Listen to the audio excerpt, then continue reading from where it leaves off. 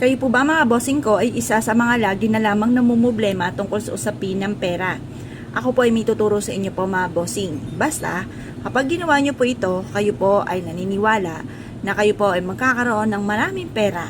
Mainam na pagganahin po natin ang ating law of attraction. Upang sa ganon, matupad ko naman ang ating mga hihilingin. May tuturo po ako sa inyo po mga bossing.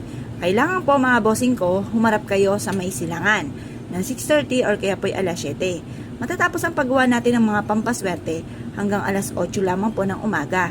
Kunin nyo po ang ating asin na isang dakot at ganoon din po mga bossing ko ang ating pong bawang. Ang asin ay isa sa mga pinakamabisa na pantawag ng swerte. Kung pakiramdam ninyo na parang paborito kayo ng kamalasan, gamitin nyo po kaagad ang asin kasi ang asin ay nagtataboy ng kamalasan at humahatak po ito ng pangkalahatang swerte. At ganoon din naman mga bossing ko ang ating bawang.